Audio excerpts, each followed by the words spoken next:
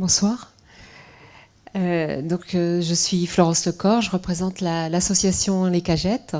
C'est une association qui a été créée en 2014 pour, dans le cadre de la création d'une course pour l'égalité professionnelle et salariale femmes-hommes à Perpignan. Voilà, merci. Et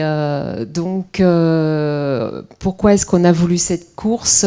C'était symbolique avant tout parce que c'était courir après l'égalité, courir après le même salaire que les hommes à diplôme égal et poste égal dans les entreprises. Sachant que on a une différence à peu près équivalente à 70 jours de travail. Voilà. Donc cette course des hirondelles a été très bien perçue. Donc on était vraiment très très satisfaite de l'accueil partout dans les entreprises privées, publiques. Hein. Tout le monde nous a aidés à la mettre en place dès la première année, puisqu'on a fait un peu cette organisation à l'arrache. Je dirais, on l'a organisée en un mois, qui pour une course est un peu un exploit. Et donc c'est une boucle de 5 km dans Perpignan, qui avait pour but aussi de faire redécouvrir le centre-ville pour des gens qui ne viennent pas spécialement forcément dans notre ville de Perpignan. Donc leur faire découvrir aussi les monuments, etc. Alors, la première édition, je vais peut-être changer. Voilà, la première édition a été quand même un succès puisqu'on a réussi à réunir à peu près 300 femmes sur une course et on a eu aussi un très très bon accueil de la part des professionnels de la course sur la région, puisqu'on a tout de suite été intégré au calendrier des courses hors stade. Même si c'est une course de 5 km et qu'elle ne fait pas forcément, elle ne compte pas dans le challenge, mais elle fait partie des courses, quoi. Voilà, on fait partie du listing. Et donc à ce titre, on a aussi de vraies championnes qui sont venues courir, pas que pour l'égalité, mais aussi pour faire des temps. Alors moi, c'est un monde que je ne connaissais pas du tout, hein, parce que bon, je fais du sport un peu comme tout le monde, mais je m'étais arrêtée quand les enfants arrivent, quand on a beaucoup de travail. C'est en général pas notre priorité, le sport et la santé. Et je me suis rendu compte sur cette première édition qu'en fait, parce que bon, j'ai traîné avec moi beaucoup de copines, hein, et beaucoup de copines comme moi qui avaient cessé le sport depuis des années et qui m'ont dit bon, allez, 5 km, on peut se le faire, voilà. Et effectivement, on s'est toutes rendu compte, bon, on s'est un peu entraîné avant, mais on s'est toutes rendu compte que 5 km, c'est pas grand-chose. En ville, on le fait aisément à pied, ne serait-ce que d'aller d'un point à un autre pour faire des courses, des choses comme ça. Donc là, ça a été un challenge pour toutes.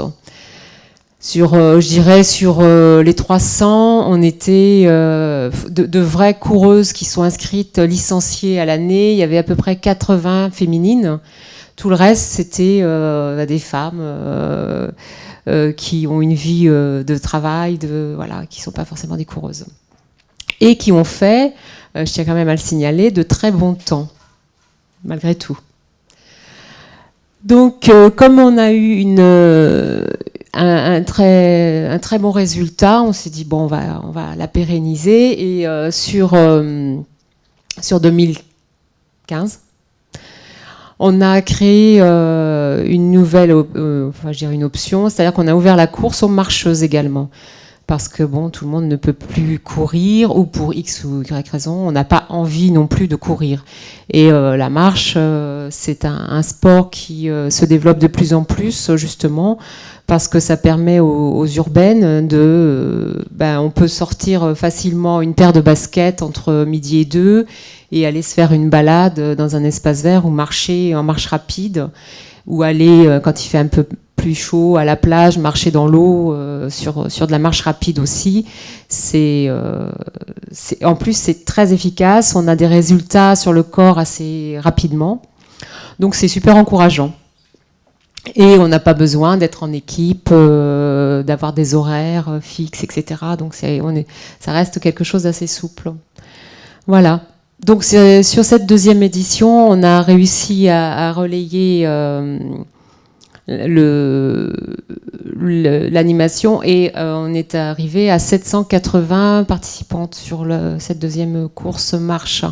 Donc sur les 780, on a réuni un peu plus de 100 marcheuses et le reste en coureuse.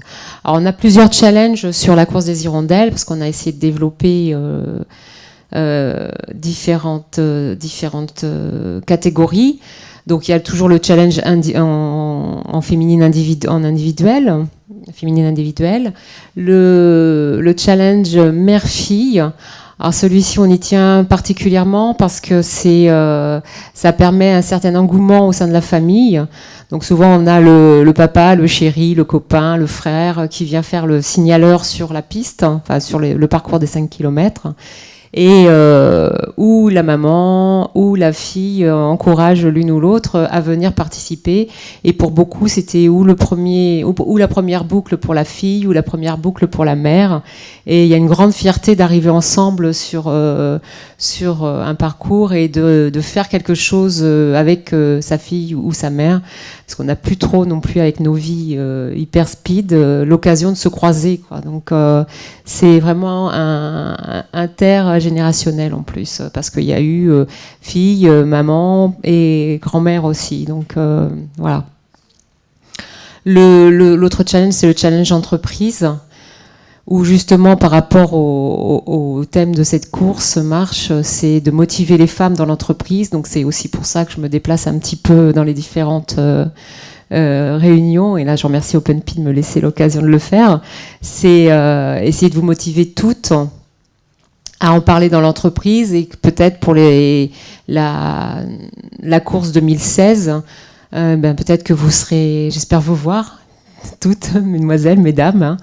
Hein. Vous pouvez déjà réserver la date, ce sera le 10 avril 2016, donc sur vos iPhones, vos montres connectées, enfin voilà, mettez tout ça. Donc il y aura le challenge marcheuse et celui qui est aussi, bon, tout fonctionne, hein, mais le challenge des copines, donc là, ça permet d'amener tout le monde, ça peut être les copines d'une même école, les mamans de la sortie de l'école, voilà. Agathe, t'amèneras tes copines.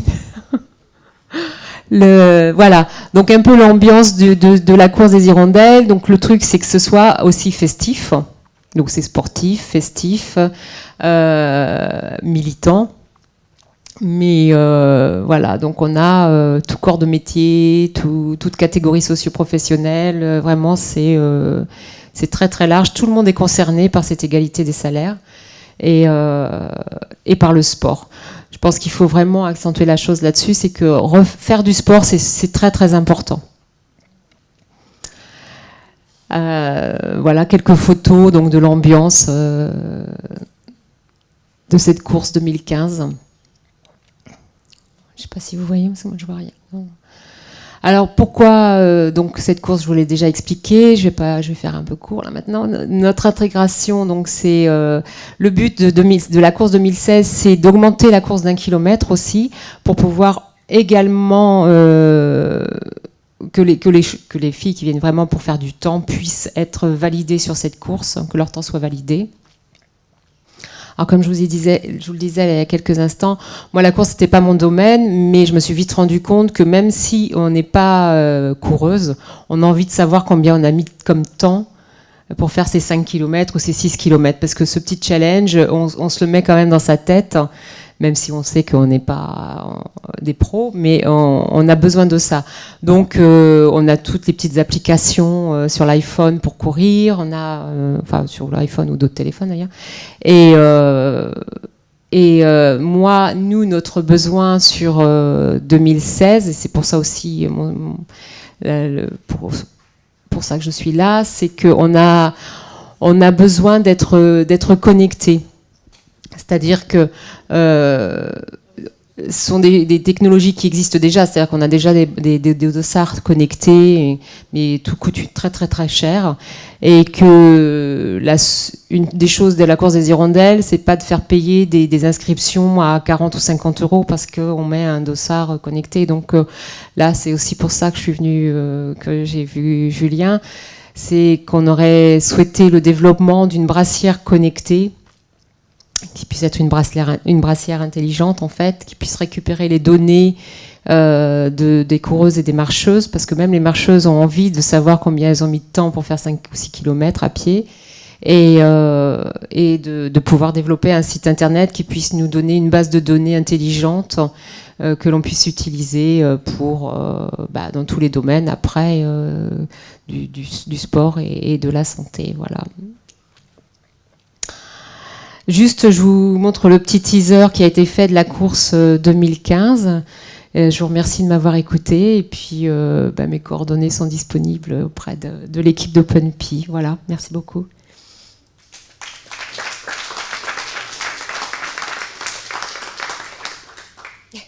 Au secours. Ah ouais.